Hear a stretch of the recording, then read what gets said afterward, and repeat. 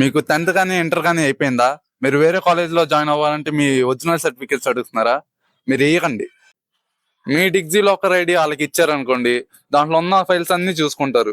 మీరు ఒరిజినల్స్ పోతాయని చెప్పి భయపడక్కర్లా. ఒరిజినల్స్ మీ దగ్గర ఉంటే కాలేజ్ వాళ్ళకి కావాల్సిన సర్టిఫికేట్స్ వాళ్ళ దగ్గర ఉంటాయి. డిగ్జీ లాకరా అంటే ఏంటి అని చెప్పి తెలియని వాళ్ళు చాలా మంది ఉంటారు.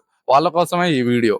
ప్లే స్టోర్ అనేది ఓపెన్ చేసి డీజీ లాకర్ అని టైప్ చేసి ముందుగా డీజీ లాకర్ కి సంబంధించి యాప్ అనేది ఇన్స్టాల్ చేసుకున్న తర్వాత ఓపెన్ మీద క్లిక్ చేసినట్టయితే ఇక్కడ మీకు యాప్ ఇంటర్ఫేస్ అయితే ఈ విధంగా వస్తుంది. ముందుగా మీరు ఇక్కడ లాంగ్వేజ్ అనేది సెలెక్ట్ చేసుకొని ఇక్కడ కింద కంటిన్యూ మీద క్లిక్ చేయండి. ఆ తర్వాత ఇక్కడ మళ్ళీ మీకు కొన్ని ఆప్షన్స్ అయితే రావడం జరుగుతుంది. నెక్స్ట్ మీద క్లిక్ చేసి ఇక్కడ కింద లెట్స్ గో అని ఉంది కదా, దాని మీద క్లిక్ చేయండి. లెట్స్ గో మీద క్లిక్ చేయగానే ఇక్కడ మీకు ఈ విధంగా ఇంటర్ఫేస్ అయితే ఉంటుంది. మళ్ళీ మీరు ఇక్కడ గెట్ స్టార్టెడ్ మీద క్లిక్ చేయండి. ఆ తర్వాత ఇక్కడ మీకు 2 ఆప్షన్స్ అయితే వస్తాయి.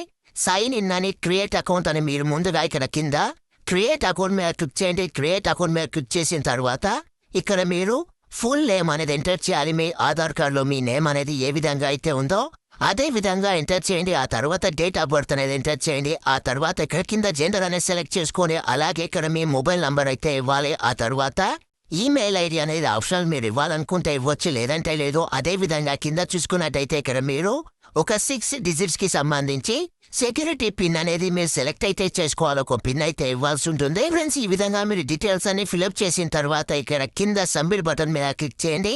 సబ్మిట్ బటన్ మీద క్లిక్ చేయగానే మీరు ఇచ్చిన ఏదైతే మొబైల్ నంబర్ ఉంటుందో దానికి ఒక ఓటీపీ అయితే రావడం జరుగుతుంది. ఈ విధంగా మీకు వచ్చిన ఓటీపీని ఇక్కడ ఎంటర్ చేసి ఇక్కడ కింద సబ్మిట్ బటన్ మీద క్లిక్ చేయండి. సబ్మిట్ బటన్ మీద క్లిక్ చేయగానే ఇక్కడ మీకు ఈ విధంగా మీ పాస్వర్డ్ సేవ్స్ కి సంబంధించి రావడం జరుగుతుంది. ఇక్కడ మీరు నో అని క్లిక్ చేయండి.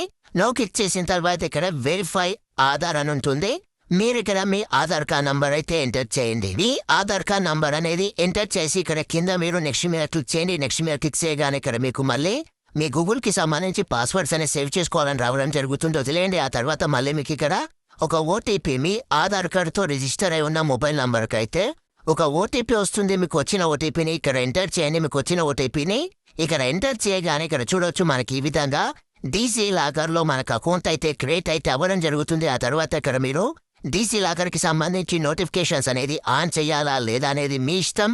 ఆ తర్వాత ఇక్కడ పైన చూసుకున్నట్టయితే మీ పేరు అదే విధంగా మీ ఆధార్ కార్డులో ఉన్న ఫోటో అయితే కనబడడం అయితే జరుగుతుంది. ఆ తర్వాత మీరు ఇక్కడ కిందికి స్క్రోల్ చేసినట్టయితే ఇక్కడ మీకు చూడొచ్చు first documents you might need అని. ఇక్కడ మీకు కొన్ని డాక్యుమెంట్స్ అనేది ఏదైనా డాక్యుమెంట్ అనేది యాడ్ చేయాలనుకుంటే పాన్ కానీ లేదా 10th క్లాస్ మెమో కానీ ఇంటర్ మెమో కానీ మీరు ఇక్కడ సెలెక్ట్ అయితే చేసుకోవచ్చు. అదేవిధంగా మీరు ఇక్కడ కింద గమనించినట్టయితే 4 ఆప్షన్స్ అయితే ఉంటాయి. హోమ్ అని, సర్చ్ అని, ఇష్యూడ్ అని, మెనూ అని. ముందుగా ఇష్యూడ్ మీద క్లిక్ చేసినట్టయితే ఆల్రెడీ ఇష్యూడ్ అయిన డాక్యుమెంట్స్ అయితే మీకు ఇక్కడ చూపించడం జరుగుతుంది. ఆల్రెడీ మనం ఆధార్ కార్డ్ నంబర్ అనేది ఇచ్చాం కాబట్టి ఇక్కడ మన ఆధార్ కార్డ్ అయితే చూపించడం అయితే జరుగుతుంది. అదే విధంగా ఇప్పుడు మనం వేరే డాక్యుమెంట్ అనేది ఏదైనా డాక్యుమెంట్ అనేది యాడ్ చేయాలనుకుంటే సింపుల్ గా మీరు ఇక్కడ సర్చ్ మీద క్లిక్ చేయండి. సర్చ్ మీద క్లిక్ చేయగానే ఇక్కడ మీకు పైన సర్చ్ ఫర్ డాక్యుమెంట్స్ అని వస్తుంది. దాని మీద క్లిక్ చేయండి. దాని మీద క్లిక్ చేసిన తర్వాత ఇక్కడ 10th క్లాస్ మార్క్స్ మేము అదే విధంగా ఇక్కడ చూసుకున్నట్టయితే ఇంటర్మీడియట్ కి సంబంధించి కానీ పాన్ కార్డ్ కి సంబంధించి కానీ డ్రైవింగ్ లైసెన్స్ కి సంబంధించి కానీ ఈ విధంగా మీరు డాక్యుమెంట్స్ అన్ని కూడా చూపించడం అయితే జరుగుతుంది. ఫర్ ఎగ్జాంపుల్ ఇక్కడ పాన్ కార్డ్ అనేది యాడ్ చేయాలనుకుంటే పాన్ కార్డ్ మీద క్లిక్ చేయగానే పాన్ వెరిఫికేషన్ కార్డ్ అని అయితే రావడం జరుగుతుంది. ఇక్కడ మీకు ఆల్రెడీ ఆధార్ కార్డులో నేమ్ అనేది ఏ విధంగా ఉందో చూపిస్తుంది, డేట్ ఆఫ్ బర్త్. అలాగే ఇక్కడ మీరు ఎంటర్ చేయాల్సింది వచ్చేసి పాన్ నంబర్ అనేది ఎంటర్ అయితే చేయాలి. అదే విధంగా పాన్ కార్డులో నేమ్ అనేది ఏ విధంగా ఉందో అదే విధంగా ఎంటర్ అయితే చేయాలి.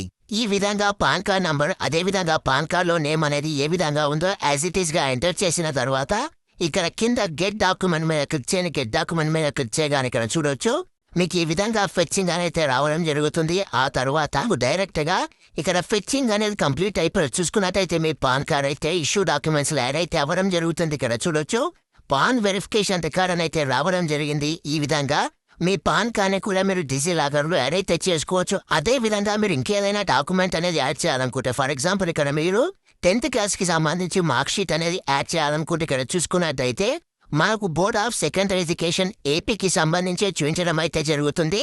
తెలంగాణకి సంబంధించి ఇక్కడ డీటెయిల్స్ అనేది ఎంటర్ చేసినా సరే చూపించడం అయితే లేదు. అదేవిధంగా బోర్డ్ ఆఫ్ ఇంటర్మీడియట్ కి సంబంధించి చూసుకున్నట్టయితే మనకు 2011 వరకే ప్రజెంట్ డాటా అయితే చూపించడం అయితే జరుగుతుంది.